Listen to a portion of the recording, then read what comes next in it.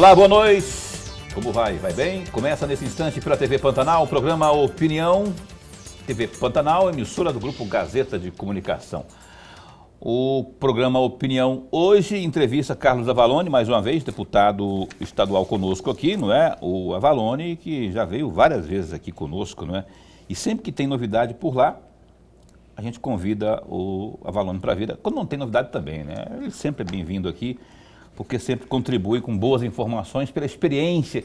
Rapaz, o cara já foi secretário de Indústria e Comércio, já foi o que mais? Já foi deputado não sei quantas vezes, né? Já foi braço direito de Dante de Oliveira. Secretário de Turismo. Secretário de Turismo, marido da dona Avalone, na dona caríssima. Foi, isso é importante. Isso é uma parte principal, né? 42 anos. Maria.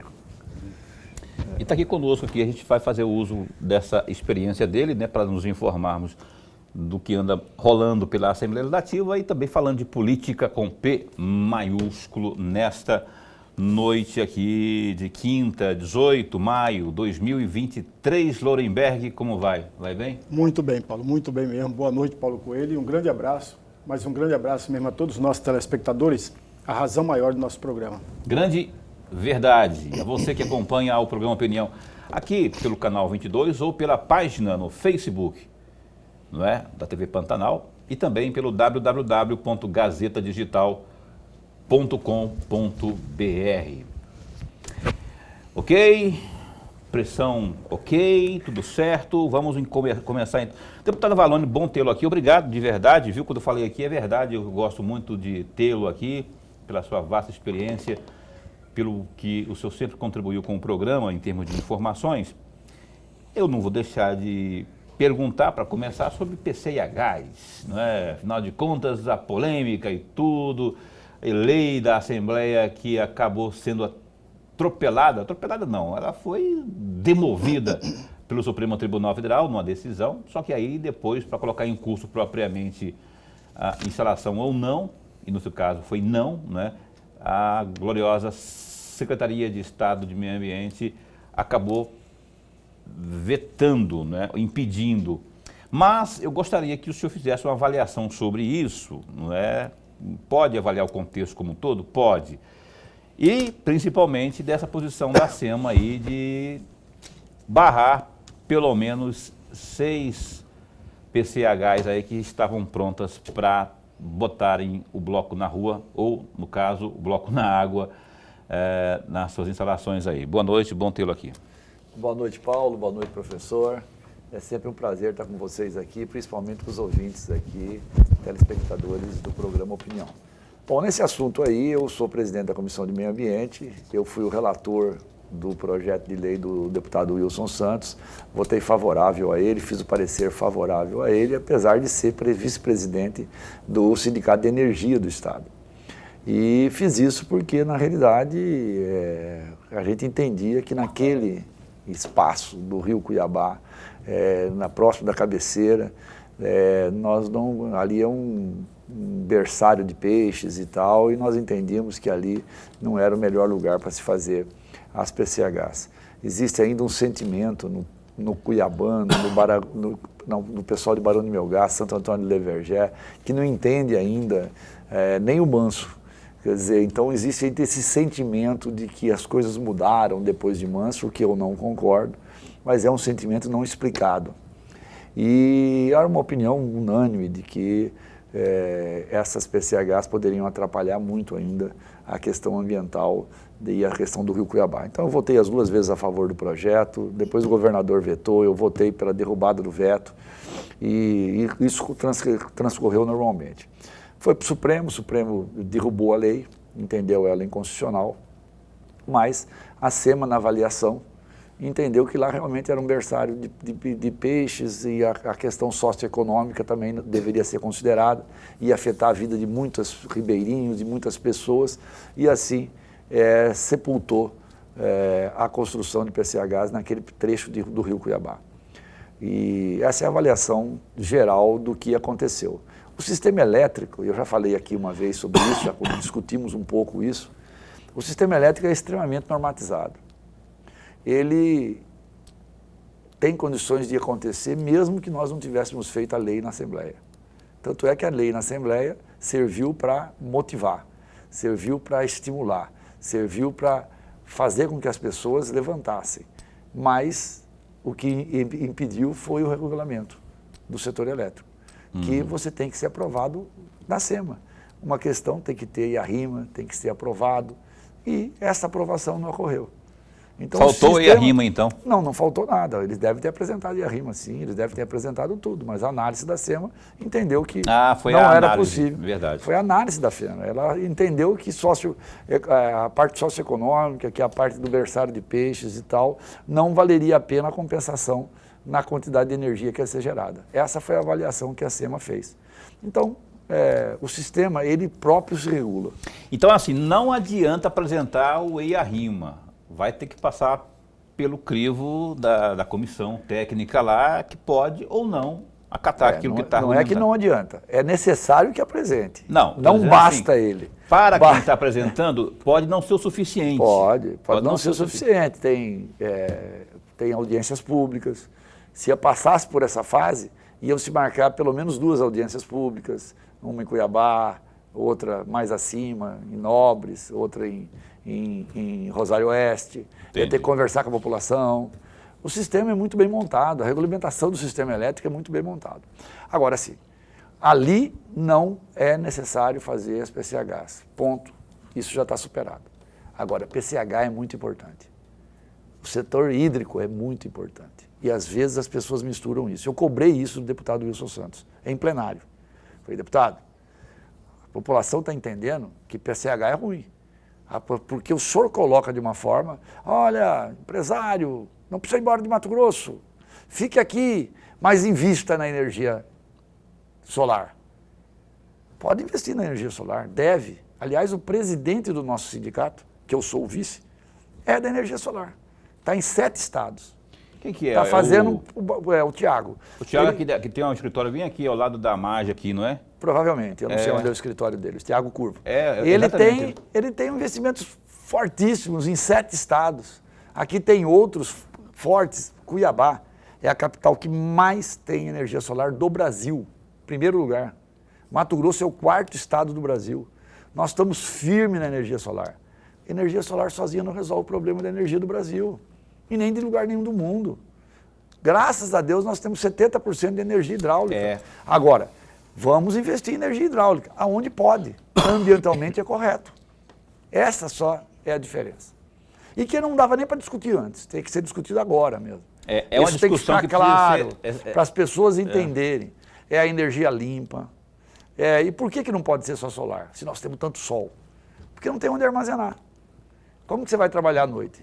Como que nós íamos ficar à noite aqui só existisse energia solar? Mesma coisa a eólica também. A energia solar desligava agora e acabava a luz.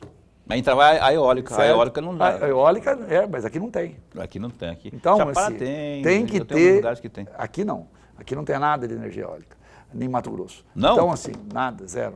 Então, assim, o Brasil tem que ter um equilíbrio de energias, de fontes de energia. E aqui no Brasil está ficando excelente, porque está crescendo muito a energia solar e a energia eólica.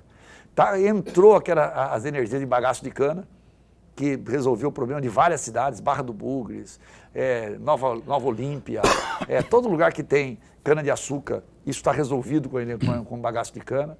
Você tem outros tipos de energia e você tem a base sólida da energia hidráulica, 70% da energia. Por quê? Porque está armazenados em reservatórios que nem é manso. Você precisa ter a água passa pela turbina, gira e gera energia na hora que nós precisamos, que é à noite. O pico da energia é que horas? 6, 7, 8 horas de noite. Quando liga o ar-condicionado, liga a televisão, quando nós estamos aqui, é a hora que entra a energia. Aí precisa da energia hidráulica. Você não sabe qual que vai ser a energia, professor? Vai ser a termoelétrica. Deixa eu só chamar o Lorenberg para a conversa aqui. Esse assunto é intrigante, assim, porque o Wilson, quando ele fala assim, não é, da questão, a forma que ele coloca, dando assim, desenhando que a hidráulica... Na tribuna, depois que eu falei com ele foi para a tribuna e falou, não, quero dizer que eu não sou contra a energia hidráulica. Pelo contrário, eu sou contra só ali no Rio Cuiabá. Eu falei, então agora está perfeito. Então eu chamei ele para o debate para isso, certo? E ele realmente nunca disse, mas ele tem que ter deixa subentendido. Então porque, eu fiz questão que ele tirasse o subentendido. Eu posso apostar que a maioria da população pensa que realmente isso. É ruim, é uma coisa negativa. Há que se trabalhar em uma forma de deixar claro isso, né? Para desmistificar isso aí. Professor. Deputado, antes de mais nada, registrar a nossa alegria. Nossa alegria mesmo de tê-lo mais uma vez aqui. Sempre nós ganhamos e vamos ganhar sempre com a sua presença aqui. Obrigado, professor. Obrigado. Deputado, eu vou aproveitar muito, eu gostaria que o senhor aprofundasse um pouco mais a primeira parte da resposta que o senhor acabou de nos dar. Mas antes de provocá-lo, e provocá-lo sempre no bom sentido, deputado, eu vou ler aqui um trecho, e que provavelmente o senhor conhece, letra e música, chamada Prece Pantaneira, do Manuel Lacerda Lima. Eu vou ler um trecho, permita-me fazer isso. Será que estas águas claras que correm no ribeirão, cortando a face da terra, fertilizando este chão, transportam na correnteza o barco da incerteza rumo à nova geração? Será que estas crianças que nadam de braços nus, que correm livres nos campos, atrás dos seus tuiuius, terão um dia de tristeza de ver extinta a beleza da terra dos Guaicurus? E aí eu pergunto ao senhor, o senhor que é presidente da Comissão do Meio Ambiente na Assembleia Legislativa, corremos esse risco que falou tão bem o Manuel Lacerda Lima, ou está muito distante de chegarmos a esse dia que as crianças terão a tristeza de ver a beleza do Pantanal ser esquecida ou ser abandonada? O Manuel seria o Nostradamus pantaneiro? Olha, eu vou dizer uma coisa para o senhor, professor Leiberg e Paulo. É fantástica a poesia, maravilhosa a poesia. E graças a poesias como essa, e pessoas que lutam pela nossa beleza do Pantanal, eu tenho certeza que isso não vai ocorrer. Sabe por quê? Porque se a gente mantiver o pantaneiro lá, ele vai cuidar como sempre cuidou. O grande problema do Pantanal é a expulsão do pantaneiro de lá. É a saída do pantaneiro de lá. Ele está empobrecido. E ele está saindo, largando o Pantanal. Triste. Só o pantaneiro sobrevive no Pantanal. Viva lá dentro do Pantanal. É uma beleza linda. Mas vá lá cuidar do gado. Vai lá viver dentro do Pantanal. Para ver as dificuldades que o Pantanal tem. E o pantaneiro cuidou daquilo por anos. Por isso, a primeira coisa que fiz, como presidente da Comissão do Meio Ambiente, foi resgatar a lei do Pantanal e nós trabalharmos para que o pantaneiro volte para o Pantanal. Eu consegui reunir lá em várias audiências, mais de 80, 100, 150 pantaneiros que choravam e falavam, deputado, é isso que nós estamos precisando. Chamamos a Embrapa entrou para dentro, fez um trabalho de 1 ano e meio, contratado pela Assembleia, pela Comissão de Meio Ambiente, junto com a SEMA. SEMA, Embrapa Pantanal e Assembleia Legislativa. E nós aprovamos uma lei do Pantanal, que foi aprovada, sancionada, e agora nós estamos ajeitando, arrumando, aperfeiçoando ela junto com o Ministério Público. Estamos conversando, tivemos reuniões essa semana, estamos batendo um papo para que ela fique, para que ela não cause nenhum impacto, estamos escutando todo mundo, mas será, na minha opinião, a salvação do Pantanal, porque está levando o pantaneiro de volta para o Pantanal. O Pantanal morre se a gente tirar o pantaneiro de lá. Quem salva o Pantanal é o Pantanal. Professor, o Pantanal tem o cavalo pantaneiro. Você já imaginou um lugar que tem um cavalo que só ele aguenta ficar lá dentro? Põe lá o parto de milha, põe o outro, não aguenta. Ele tem que ter o casco que não apodrece, ele tem que ter o peito aberto, ele tem que mergulhar a cabeça para comer a gramínea que está lá no fundo. Só o pantaneiro consegue isso, só o cavalo pantaneiro. Tirar o cavalo pantaneiro, tirar o homem pantaneiro é que nem que se não tivesse o cavalo pantaneiro. Eles são seres especiais. E é eles que preservam o Pantanal. Nessa lei, PCH e hidrelétrica não podem no Pantanal. E nem tem como fazer. Porque você precisa de queda d'água, você precisa de corredeira. Aonde tem isso no Pantanal? Não tem. E por isso não pode. Não pode defensivo agrícola, não pode garimpo em área molhada do Pantanal. Não pode plantação. Não pode plantação de soja. De soja. Não pode plantação de milho. Não pode nada que seja ruim para o Pantanal. Está na lei que nós fizemos, que a Assembleia aprovou, que a Embrapa estudou e que é a nossa salvação. E o Manuel vai ficar muito feliz, o poeta. Manuel Lima. Manuel Lima Lacerda. Manuel Lima Lacerda. Vai ficar lindo, vai ficar muito feliz em saber que nós estamos ajudando ao trazer o pantaneiro de volta. Eu morei 1 ano e meio no Pantanal. Morei 1 ano e meio em Poconé. Eu tinha 11 anos de idade, meu pai foi juiz lá. Então, você é E lá que eu aprendi com os pantaneiros o amor que tenho pelo Pantanal. Então, o senhor era um desses piá aí que andava de braços nus, não é? Eu quase me enxerguei lá. Não, foi em então, 1971. Então nessa E foi uma das grandes secas do Pantanal. O senhor vai ver. Uma conclusão de uma era de seca. Olha como é o Pantanal. Eu entrei na Comissão de Meio Ambiente no começo dos incêndios do Pantanal. Estou lá há 3 anos. Nós fomos para dentro do Pantanal. Eu fiquei tão desesperado em ver aquilo que eu fui para dentro do Pantanal junto com os bombeiros, os grandes heróis, os pantaneiros. Nós fomos para dentro do Pantanal, desci no meio do fogo, eu fui ver o que era aquele fogo subterrâneo que eu, mesmo morando lá, não podia imaginar que aquilo existia e existe. Nós fomos cuidar dos animais, do pantaneiro, de tudo. Ficamos lá sofrendo, abrindo pista, junto com o sindicato rural de lá, com os lutadores de lá. E nós falamos, precisamos mudar.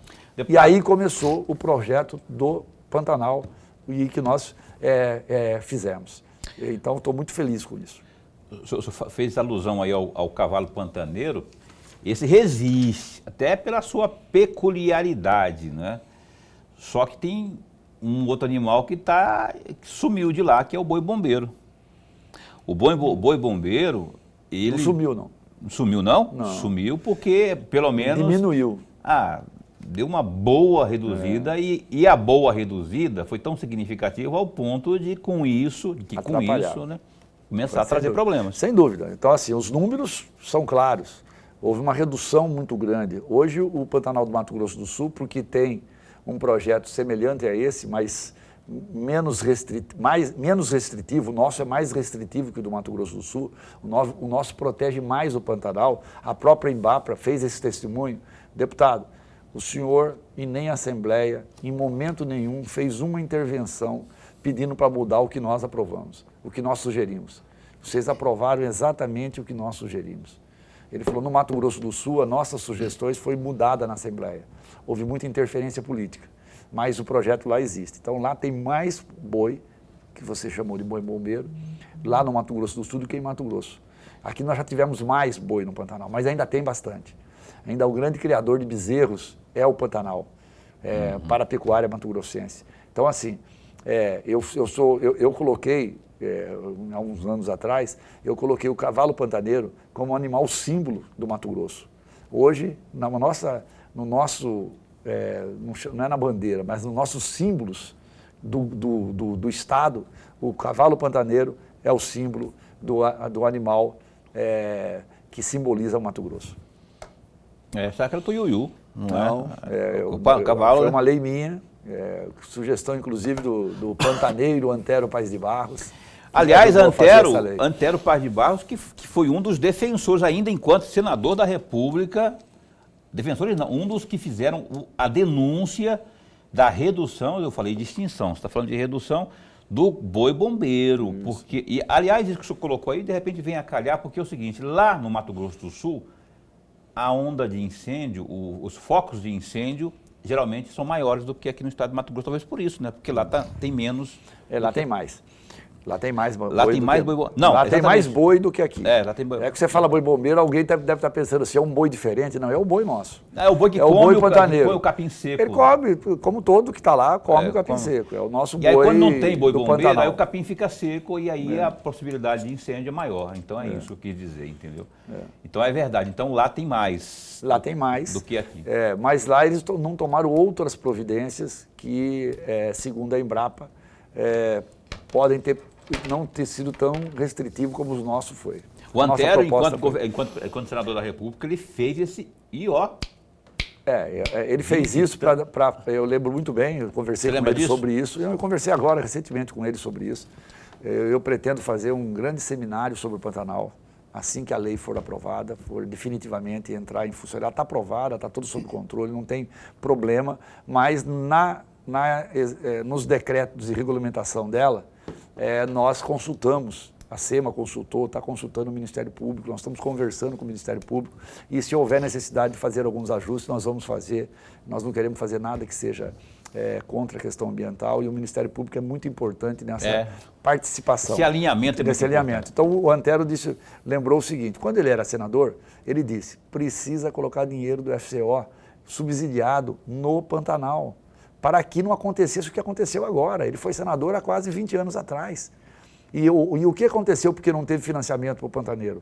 O pantaneiro não teve como financiar a sua produção, que é o boi. Ele foi se diminuindo, as fazendas foram sendo divididas. Então, estou nessa luta. Que ótimo. E o Manuel pode ter certeza. Vou chamar o intervalo comercial aqui agora, porque já estou me buzinando aqui, com a ameaça de... Vou para o intervalo comercial, mas a gente retoma já a entrevista com Carlos Avalone, um instante só.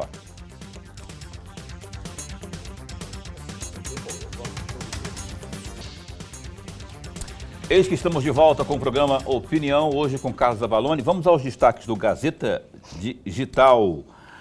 Olha, com o objetivo de garantir segurança... Essa aqui mesmo? Não, eu errei aqui, gente. Desculpa aí que a primeira não é essa. A primeira é essa aqui. Agora sim, vou brigar comigo aí não, tá? A polêmica instalação de usinas no Rio Cuiabá segue gerando polêmica no meio político, né? Nesta semana... O vereador Cássio Coelho, do Patriotas, solicitou uma audiência pública dia 22, próximo, né, para debater a instalação dos empreendimentos na capital. O pedido será deliberado pelo Colégio de Líderes. Nesta quarta-feira, 17, a Secretaria de Estado de Meio Ambiente, como já dissemos, a SEMA negou o pedido de licença prévia da empresa Maturati Participações S.A., para a construção de 6 pequenas centrais hidrelétricas PCHs projetados para o Rio Cuiabá. O anúncio ocorreu uma semana após o Supremo Tribunal Federal, o STF, ter tornado inconstitucional a lei estadual que proibia a construção de usinas hidrelétricas e também PCHs no Rio Cuiabá. Com o objetivo, agora sim, o objetivo de garantir a segurança no trânsito da Avenida da FEB, em Várzea Grande, e também dar maior fluidez no tráfego durante as obras de readequação da pista para a implantação do sistema de ônibus de trânsito rápido, BRT, ou, para os que gostam de inglês, Bus Rapid Transit. A Prefeitura de Várzea Grande e também o governo do estado de Mato Grosso firmaram parceria para implantar a, aspas, direita livre na Avenida da FEB. Técnicos das secretarias municipais de Serviços Públicos e Mobilidade Urbana da Defesa Social e também da Secretaria de Estado de Infraestrutura, a SINFRA, estão realizando pequenas intervenções com foco na redução do trânsito e também segurança para os usuários do transporte coletivo. A partir desta quinta, dia 18, a pista direita da Avenida da FEB, no sentido de quem vem de Cuiabá pela ponte Júlio Miller, popularmente chamada de Ponte Velha, terá a pista da direita livre. Os semáforos já estão desativados e só funcionarão os sinaleiros para quem precisar realizar a conversão para a esquerda no sentido da Alameda e também do bairro Construmate. Fica bem atento aí porque muita coisa vai mudar no trânsito por lá, hein?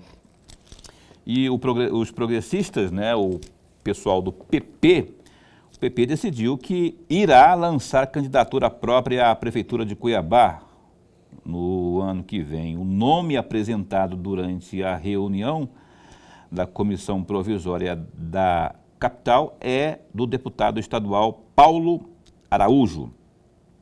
Então a decisão faz parte do novo rumo que a sigla vem tomando em Cuiabá, já que o encontro também oficializou aí o rompimento com a gestão do prefeito Emanuel Pinheiro do MDB. Abre aspas aí para o Paulo. A reunião decidiu por candidatura própria e o nome natural é do deputado Paulo Araújo, mas isso não impede que o PP busque novas filiações com capacidade para concorrer ao cargo de prefeito, fecha aspas, disse ao Gazeta Digital aí o presidente do PP, o Eusébio Diniz. Né? Disse que foi o Paulo Araújo que disse, não, mas foi o Eusébio que deu essa declaração aí. Sobre a saída da sigla da base do prefeito Emanuel Pinheiro, o dirigente afirmou que é uma decisão que já havia sido tomada e que agora foi oficializada na direção municipal da sigla. No comunicado aprovado, portanto, o partido diz que a decisão será encaminhada nos próximos dias aí.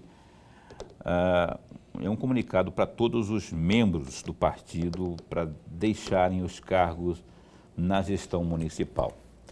Orenberg, olha só, isso já estava meio que mastigado, né? Paulo Araújo já tinha dado a dica lá, aí aquela discussão, mas quem é que define, é o municipal, é o estadual? Agora, eu acho que tem mais balão de ensaio nisso aí do que qualquer outra coisa. Eu não acredito que Paulo Araújo venha, ainda que tenha, não é, evidentemente, legitimidade para fazê-lo. Mas como que você visualiza esse processo para o ano que vem, considerando PP, que está dizendo agora que tem intenção. Escutei hoje o menino lá, o Diego, também do Republicanos, né?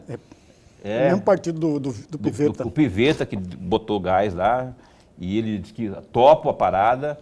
Quer dizer, será que esse pessoal vai até o final? Como é que você avalia esse pessoal que está chegando aí, colocando o nome aí para o ano que vem? Paulo e amigo telespectador, é preciso fazer duas observações até para provocar a reflexão de cada um dos nossos telespectadores. E a primeira, é evidente que todos os partidos gostariam, pelo menos parte de cada um dos filiados, gostaria de ter um nome do partido seu para disputar as eleições, sobretudo numa disputa a Cuiabá, porque é a grande vitrine eleitoral do estado todo. O partido que não tem uma candidatura para disputar a prefeitura de Cuiabá, ele padece, pode sofrer muito com a não presença de uma candidatura. O enfraquecimento é quase que natural. Por outro lado, nós não temos mais a coligação, a aliança para proporcional. E um nome, e não ter um nome para disputar a prefeitura, pode enfraquecer os candidatos que vêm disputar a cadeira na Câmara cuiabana. Então, tudo isso tem que ser pensado. É claro e evidente que a estratégia do PP hoje é enfraquecer uma ala do partido que apoia a atual administração na capital.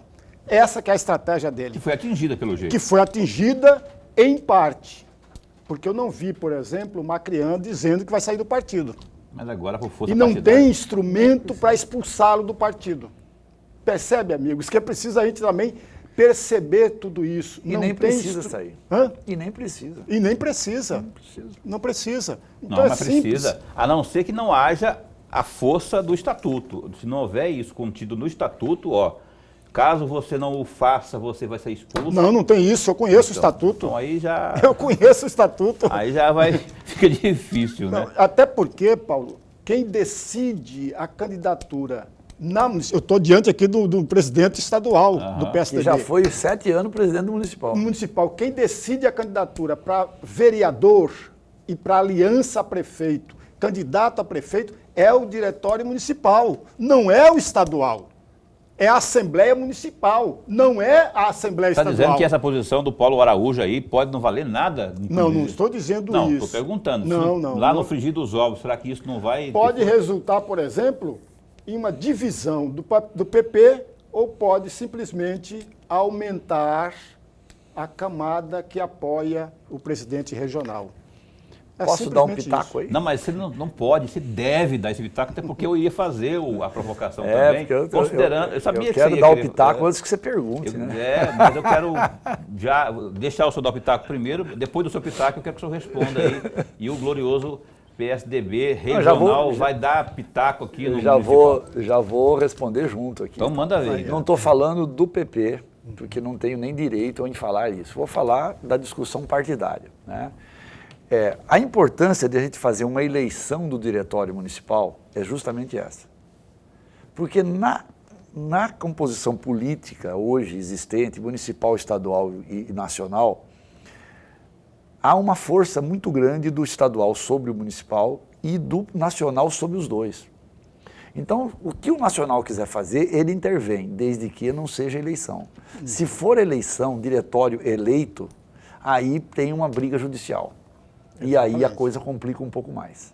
Então, é muito mais seguro para os partidos, quando uma pessoa quer disputar uma eleição, seja de prefeito, seja de alguma coisa, ele saber se o diretório municipal vai ter força.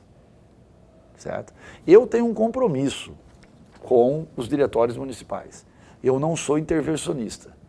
Eu posso não gostar da escolha do municipal, mas eu não vou intervir no municipal. É uma questão democrática. Eu quero criar partido.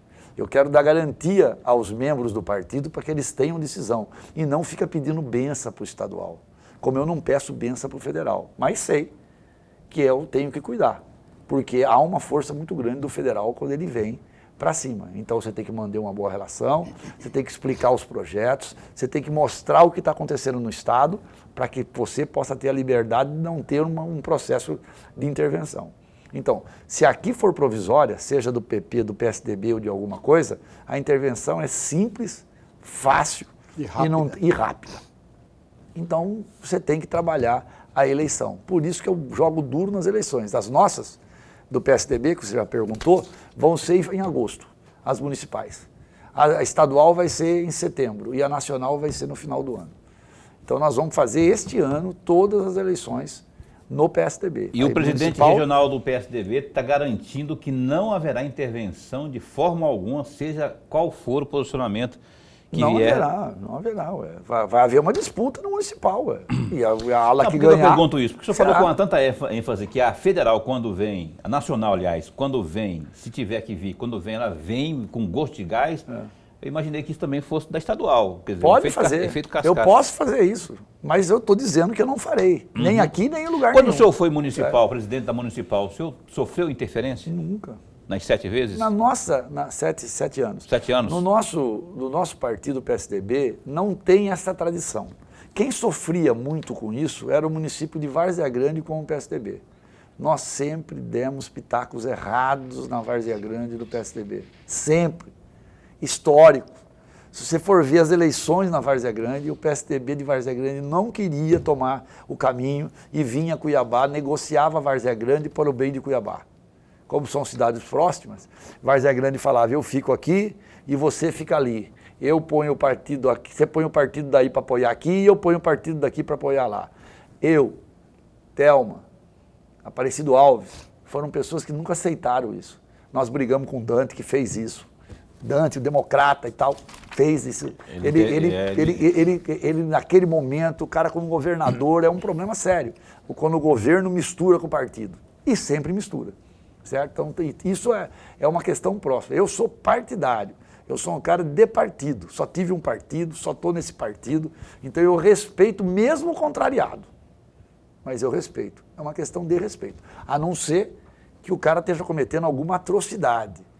Esteja falando em racismo, falando em outras coisas fora da política, usando o partido. Aí sim, a gente vai poder, se tiver que intervir, será intervido. Lorenberg, ainda neste bloco, eu gostaria que você fizesse a última pergunta do bloco, que se tiver alguma coisa ainda para perguntar de política partidária, que seja nesse bloco aí, para a gente rasgar logo esse assunto aí, e para o próximo bloco, eu tenho que ir para o intervalo comercial, que estão me dizendo. A gente abordar outras questões aí. Mas vamos entrar exatamente nessa linha, trazendo a questão de Cáceres. Eu cheguei a ver uma entrevista que o senhor deu, dizendo que o deputado suplente o Francis Mares seria o grande nome do PSDB a disputar a prefeitura de Cáceres. Sem dúvida. Mas lá a atual prefeita foi vice-prefeito quando o Francis Mares era prefeito, é isso? Isso. E ela já deu a declaração dizendo que vai sair para a disputa à reeleição. Portanto, você vai ter aí fortemente a atual prefeita, que é do PSB, contra o Francis Mares, que é do PSDB. E aí a minha pergunta, o PSDB em Cáceres tem força política para ganhar as eleições da atual prefeita ou não? Não, se não tem nada a ver com a intervenção, porque não é o caso aí da sua pergunta, né? Eu tenho certeza que o Francis é um fortíssimo candidato. Lógico que a prefeita, Eliene, minha amiga, que conviveu no PSDB durante muitos e muitos anos, é forte, é uma candidata respeitável e eu não quero menosprezar a força da prefeita. Ela tem todo o direito, com certeza será candidata à reeleição e a disputa será uma disputa difícil. Mas as duas gestões do Francis, a competência do Francis, eu acho que o coloca muito bem nessa disputa. É uma das grandes apostas do PSDB. Nós vamos estar ao lado dele nessa disputa e eu não acredito que vai ter nenhum problema interno no PSDB lá. Ele tem feito as reuniões lá, ele tem convocado os vereadores, o vereador do PSDB, que foi o mais votado lá. Tudo está acontecendo com naturalidade. E vai haver a disputa. Ele lançou candidato contra a prefeita era vice, saiu para um outro partido, houve uma disputa natural, nós perdemos. O PSDB perdeu, ela ganhou, e agora vem o Francis para tentar recuperar. Esse é o trabalho natural da política, sem problema nenhum. É uma das grandes apostas. Mas haverá intervenção? Não, né? Por quê? Acabei de falar que eu vou intervir para ele ser. Pois é, exatamente isso. É brincadeira, né? Porque lá não precisa de intervenção, de nada disso. Não. Bom, não sei também, porque quem está lá não quer largar o osso, né? Não, mas ela é do PSB, ela não é do PSB. Não tem nada, não tem nada com o PSB. Ela é de outro partido. Vai ser uma briga lá em Cáceres, uma briga boa. Vai. Só para encerrar aqui, deputado, assim, ainda que não consideremos aí o fator intervenção, mas quem que o senhor aponta de nomes bons, aptos, diria eu, para disputar a prefeitura de Cuiabá aqui, né, para o ano que vem? Se o senhor acha que os que nós temos, os nomes que nós o PSDB tem café no bule aí para emplacar uma candidatura? Eu gostei do nós, hein? Você estava dentro Continua nessa linha. Coelho virando tucano, né? Mas, Paulo, deixa eu te falar. O PSDB nunca teve problema de nome. O PSDB tem muitos nomes. O PSDB é um partido que tem nomes bons. Hoje, o problema da política é que os bons nomes, muitas vezes, têm a família inteira contra, os amigos contra. As pessoas não querem que a gente venha para a política. Não querem. As pessoas têm muitos aversão à política, muitos não entendem a política, muitos só vê a mazela da política, que tem bastante, entendeu? Então, assim, o problema nosso é convencer as pessoas, os bons nomes que nós temos, que ele pode, deve, e nós precisamos dele na política. Então, assim, o PSDB, eu já disse, nós vamos continuar trabalhando para ter a candidatura. Eu estou trabalhando nesse sentido. Mas não é na mesma linha de que foi comentado aqui do nosso partido irmão, o querido PP.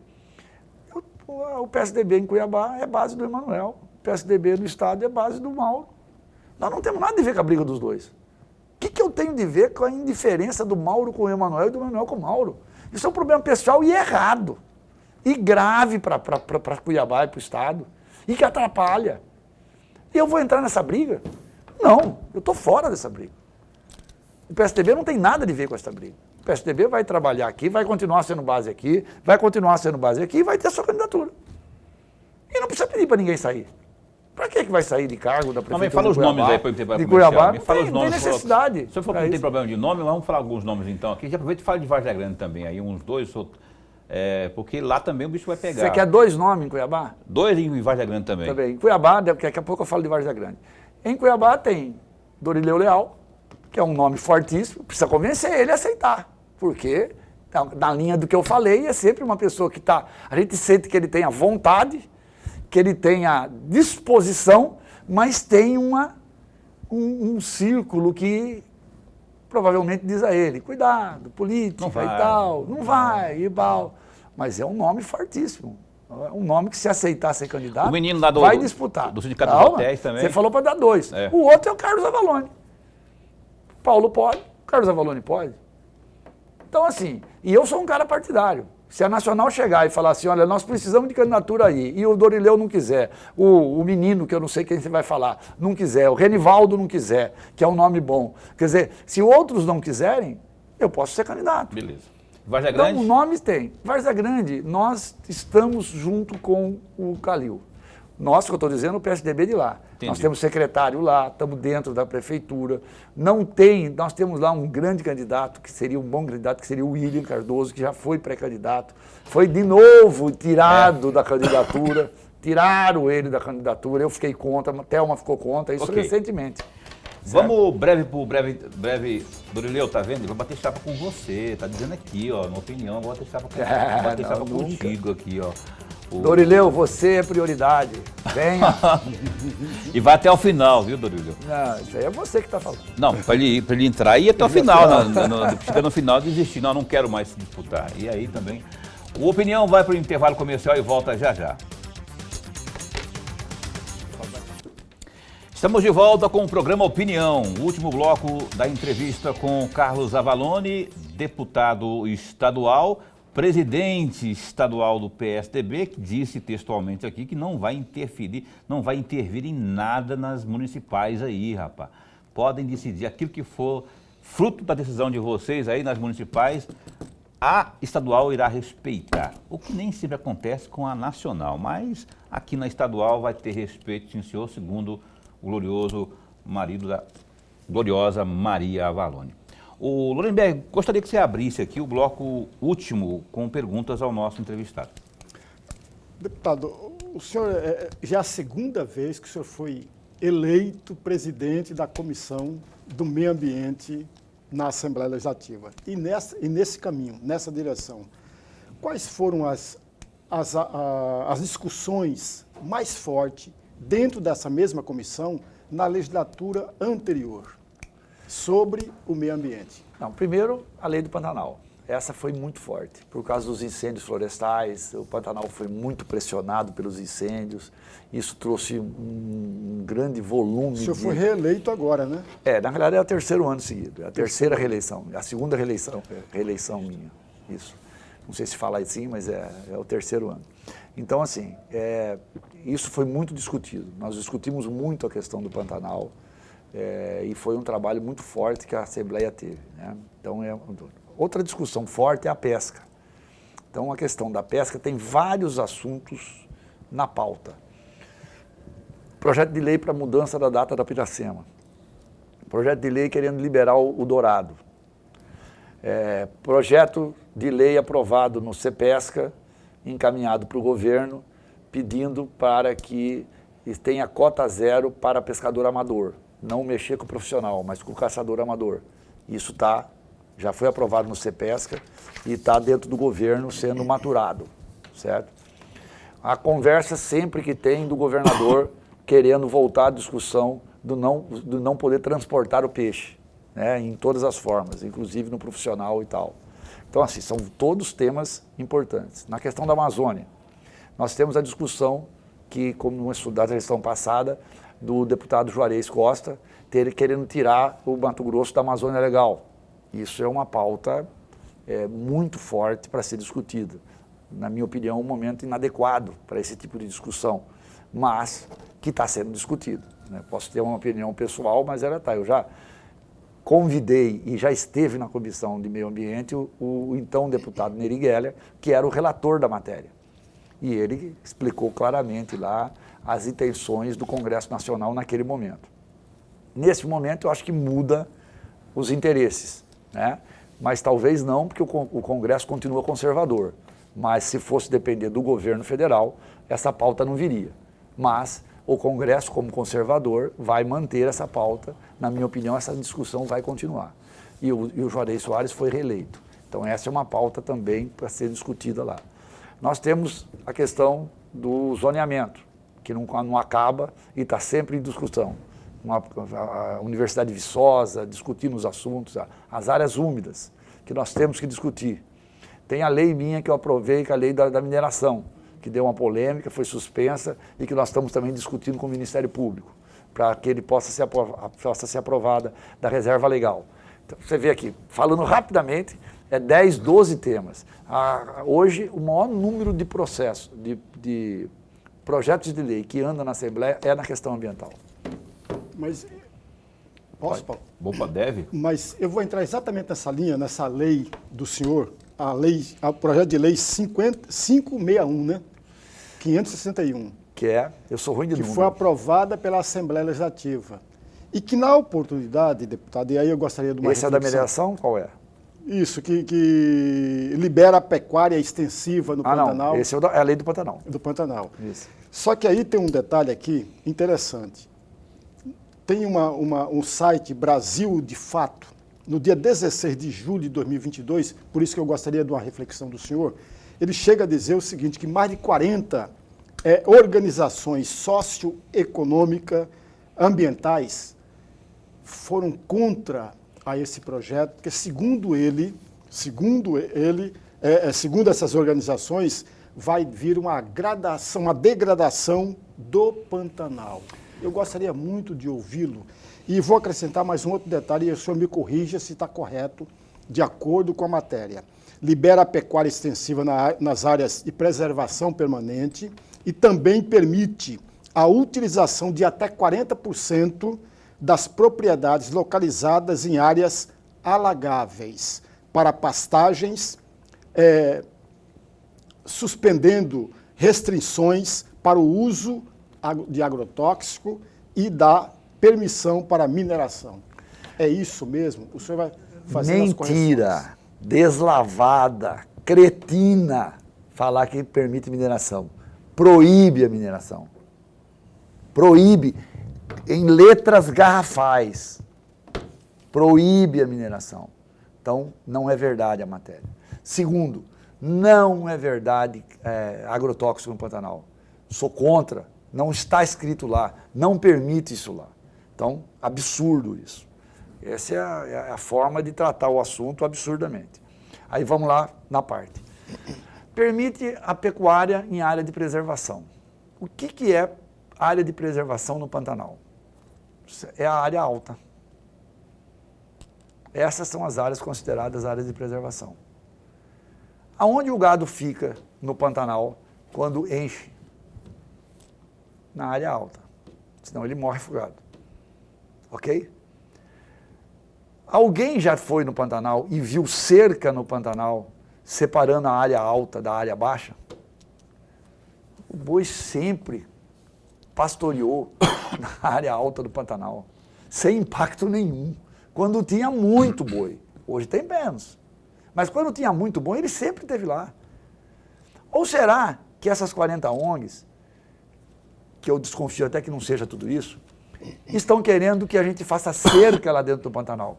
Vamos ver quantos 1000 quilômetros de cerca nós vamos precisar colocar no Pantanal para separar as áreas de preservação, para que o boi não vá para lá, porque na hora que encher, vai ter que estar cercado, e você vai ter que tirar o boi de lá, que muita gente tira, porque não tem até pouca área alta para isso. Então, isso não existe, sabe? Isso é uma falácia, sabe? Então, usando isso daí para tentar tirar a lei. Vou dizer uma coisa para você, esta lei foi moldada dentro da Embrapa Pantanal, e o que eles propuseram, nós aceitamos. Então, se as pessoas não querem acreditar na parte científica, se as pessoas não querem acreditar na parte técnica, eu tenho dificuldade para administrar isso. Por isso que eu estou conversando com jeito, com calma, com vista. Assim, algumas pessoas estão discutindo a questão do turismo, porque acha que o turismo pode ser assim ou assado. Nós estamos mais discutindo isso agora do que essas coisas que foram lidas aí. Nós estamos discutindo outras coisas que o Ministério Público e outros acham que nós precisamos melhorar. E nós estamos prontos para melhorar. Então eu acho que nós vamos chegar a um consenso, mas não por causa desses assuntos. Fique tranquilo. A lei é muito boa e a lei traz o pantaneiro de volta ao Pantanal. E é ele que vai preservar o Pantanal. Sem mineração. Sem mineração, lógico, vai colocar mineração dentro do Pantanal na área molhada, Não, escutei, é brincadeira. escutei. E na área alta, a mineração já está lá, né? É. Vai lá para Poconé que você Está vai ver. respondido aqui, viu? Você que colocou ali na matéria que o glorioso Lorenberg leu. Olha só, vou encerrar aqui, tem que encerrar o programa. Já estamos falando aqui e tal, o Dorileu está... Já? Aqui é complicado, rapaz, o negócio aqui. Queria continuar mais. O deputado, eu vou confessar que fiquei surpreso quando eu vi seu posicionamento, quando o senhor votou a favor da tal lei que foi aprovada na Assembleia Legislativa das PCHs. Por que eu fiquei surpreso? O senhor é do ramo, é vice-presidente do sindicato. Falei, esse aí, pensava eu, né? Aqui com os meus botões. Até falei com eles, meus botões e eu, conversando aqui. Falei, esse aí vai votar a favor, vai contra, não é? E tal. E não é que o Avalone votou a favor até da derrubada do veto do governador, mas lá com os seus colegas sindicalistas e o pessoal do setor. Como é que ficou a história? Não gostaram. Eu fui lá, reuni com todos eles e disse, não vou votar. Vou votar contra porque eu não concordo nesse lugar. Está despedido aí da vice-presidência, você não é mais vice-presidente. Poderiam, né? Poderiam fazer, né? Mas não teve, fizeram, não teve represária. Não teve nem represária e houve até um entendimento. Eu sempre faço as coisas com muita transparência. Eu sempre tenho uma explicação e eu não voto sem dar essa explicação. Nem quando eu voto a favor e muito menos quando eu voto contra. Então eu não tenho medo da pergunta e gosto de dar uma explicação bem tranquila e tal, porque não tem forma diferente de você estar na política, senão é melhor você não estar aqui. Em um minuto, eu queria que o senhor falasse, olha só, quanto a isso que a gente tem falado tanto, e que foi falado também lá em Nebraska, sobre a utilização das águas subterrâneas e também lá sobre a agricultura sustentável, né, através da irrigação. Um minuto para o senhor falar sobre isso aí. Fizeram a mesma coisa lá na notícia de frente. Me deram lá. Um minuto, eu tive que fazer uma metralhadora. Vou tentar ser menos metralhadora. 1 minuto e meio. Obrigado. Olha, na realidade é o seguinte, eu fiquei muito entusiasmado porque eu tinha muito pouco conhecimento sobre irrigação e tinha muito medo, muito receio. E como presidente da Comissão de Meio Ambiente, eu fui para lá falando, poxa, eu tenho receio e tenho temor. É ruim você estar lá e poder voltar de lá e falar, olha, eu sou contra tudo isso que vocês estão fazendo. Então eu fui preocupado, mas fui para aprender. E no seminário, tudo que eu assisti lá e tudo que eu vi lá, eu voltei muito confiante na questão do monitoramento. Então, eu como presidente da Comissão de Meio Ambiente, quero dizer o seguinte, o governador, a Secretaria de Meio Ambiente, a Secretaria de Desenvolvimento Econômico, estão trabalhando para que nós possamos desenvolver a irrigação no Mato Grosso, mas, primeiro, trabalhando a questão do monitoramento das águas subterrâneas e das águas superficiais. Isso me deu muita tranquilidade. Então nós estamos com a Universidade de Nebraska como parceira, com a Universidade de Viçosa como parceira, estamos trabalhando junto e já estamos contratando a universidade para fazer um trabalho de monitoramento das águas. O governador já autorizou a SEMA a tentar colocar postos de observação das águas subterrâneas nos postos já existentes, em alguns deles, em um grande número deles, e nós vamos trabalhar muito nisso. Nebraska é o maior produtor de soja, milho e carne dos Estados Unidos. Muito parecido com o nosso, que também somos o primeiro daqui. Só que lá tem uma safra. E tem 3 milhões de hectares irrigados. 100 mil poços artesianos. E eu falei, cara, vai acabar com as águas. E eles monitoram. E a água diminuiu, eles cortam e falam, esse ano vai usar só 50%.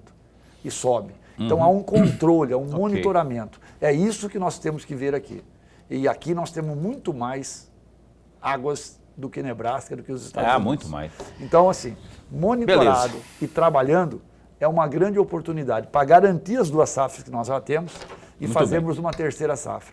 Imagina o pavor e o medo que os americanos estão do Mato Grosso. Imagino, tendo nós como concorrente. Avalone, eu queria muito bem, agradeço demais, não tenho tempo para mais nada, muito obrigado, o espaço continua a posto para bem informar.